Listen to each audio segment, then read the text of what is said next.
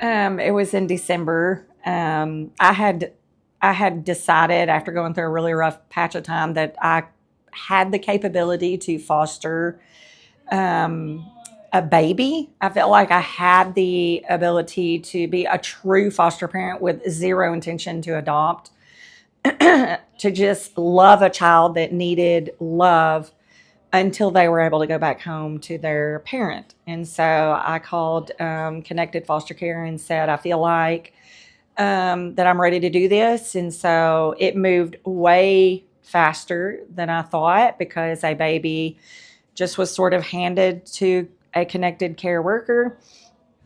And since my home was not opened at the moment, I agreed to accept the baby. And eventually he did enter foster care.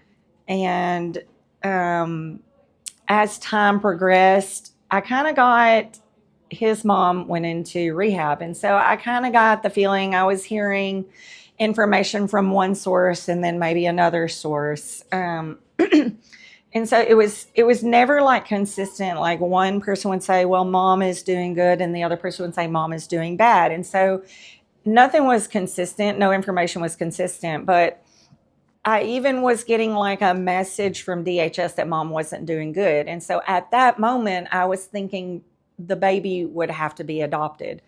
And so I started like panicking, thinking, I'm 53. I don't think that I can adopt the baby because he's a baby and he really needs a young parent. I really felt firmly that the baby needed a young parent.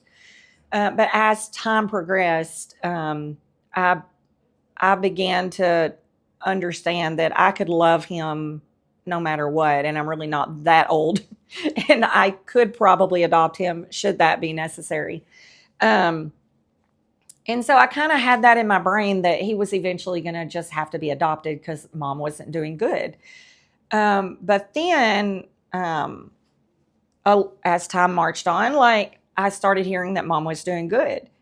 And then mom got out of rehab and in transition housing, and she was able to go out and about and do her own things with limitations that come with that.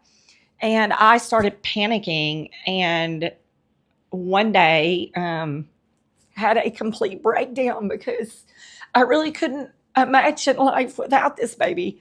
And so I called the connected caseworker and I said, I don't know how to get through this because this is one of the hardest things I've ever had to do. Like, I knew when I went into it that I was only going to be a foster parent.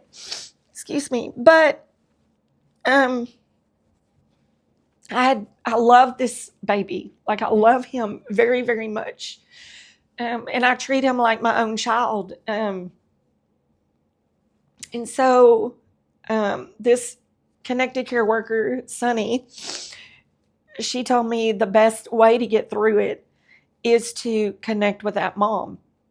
And so the very next day, I did exactly what I was told to do. I reached out to the mom, and Sonny said, you should invite the mom over. You should let the mom see his day-to-day routine. And so I got to thinking about that night. I thought about that. So I dried my tears and I started thinking, how am I going to support this mom? And how can I make this transition easier? And obviously, my first thought was for the baby. Like, how is it easier for the baby? Well, the easiest thing to me for the baby was for the baby to see his current mommy loving his mommy. And so I invited her over and she came and spent the night. I let her sleep in my room where the baby is. And I taught her, I showed her everything that we do. I showed her how I put him to bed. I showed her how to give his medication. We took her to church the next day. She came to church with us and she really loved it. And mom did great. There were a few things that she needs to work on, but I mean, overall, mom did wonderful. But I think the healing was that we can see that the baby still loved the mama. And so that on that overnight visit, he began to call me Ma and her mama. And so the other thing I had to concern myself with was my own children. I have two teenagers. And they love the baby very, very much. And to them, that's their little brother. And they do a lot of things for him. But I needed them to be able to work through this process as well. And I think having mom at the house, the girls, my daughters, were able to see how the mom interacts with the baby. And so currently, at this rate, mom is welcome to come to my house anytime she wants to. And she came just this last Sunday again and spent the day. And we all had fun. Me and the girls went to the park with the mama and the baby, and we showed her how he likes to swing on the swing, and we showed her how he likes to slide down the slide. We showed her somebody gave us a little remote control, like forklift thing that he can sit in. And so mom was really impressed with that. And we rode it down the street, and the baby sat in it.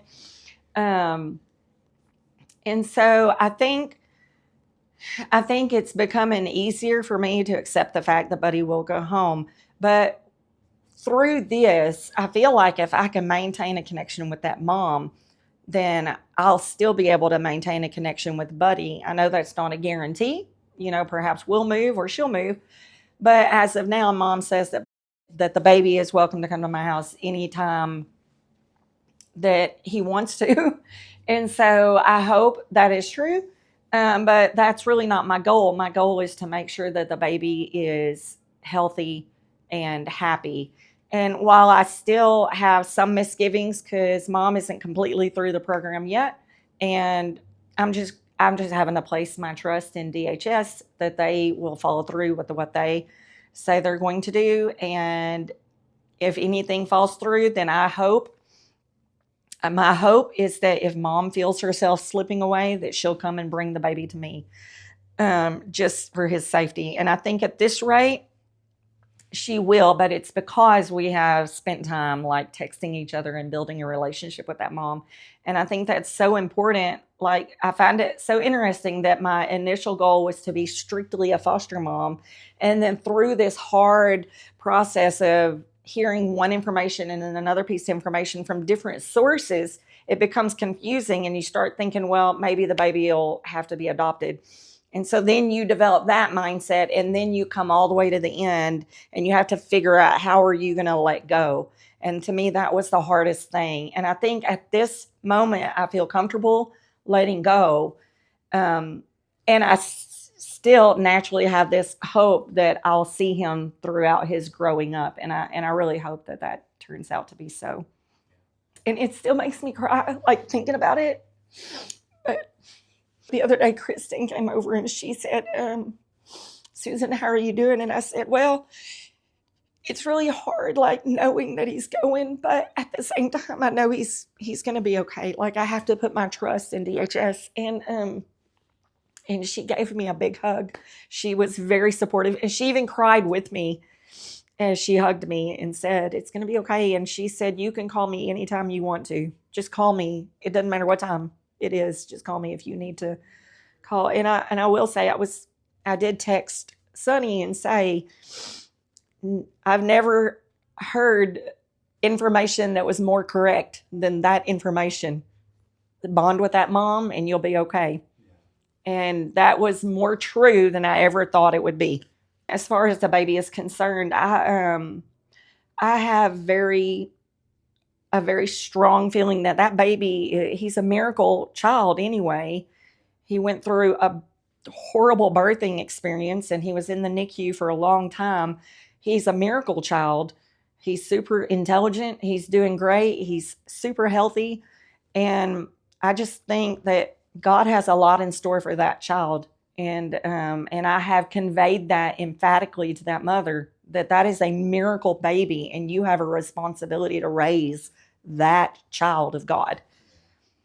And so, and she said, you don't know how much I know that. The mom said, I understand you. And she told me the birthing story. She shared it all with me, and it was really impressive. Mom was crying as she shared that story.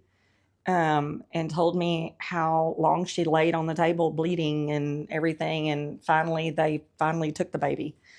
And And he was very, very small when he was born. He only weighed 4 pounds, but he has come a long way. And I just think that he is a miracle and a child of God. And I think that if I could get the mom to understand that, then she would feel a responsibility to raise that child the way he should be raised.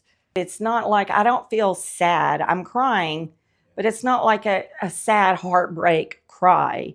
It's while I'm sad that he's going and I'm losing this precious child that I love so much, the day-to-day joy that he brings. He is the very picture of joy and laughter and fun.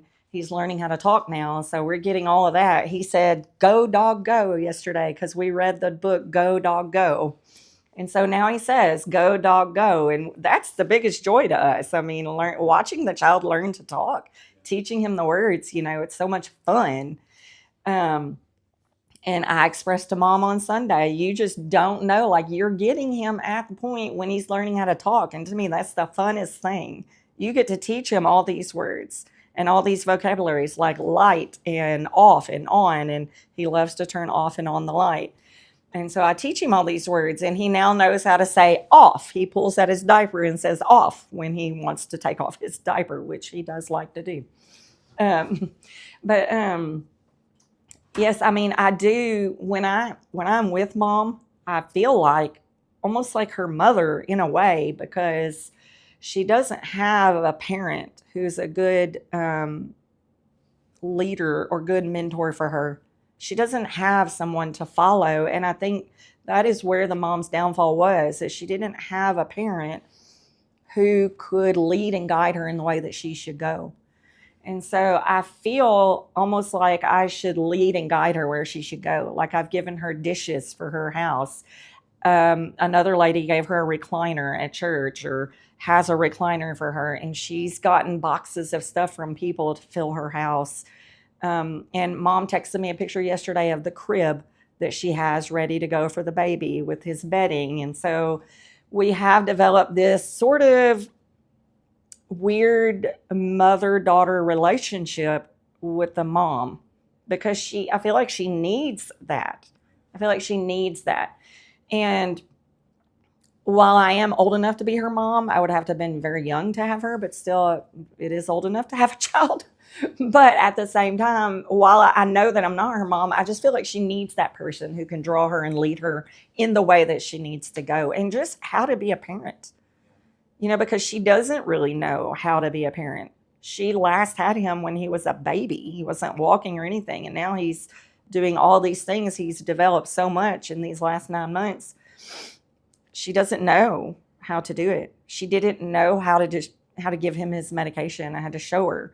And so those are things, just basic things that I have to show her that she just doesn't know. And in the meantime, my girls have watched her do that, and they now feel comfortable with him going home with Mom. In fact, my daughter said the other day, "I miss her." I was like, "You miss her?" She said, "Yeah, she's nice. She's fun." And I was like, "Wow, okay." And so she came over again on Sunday, and we had fun.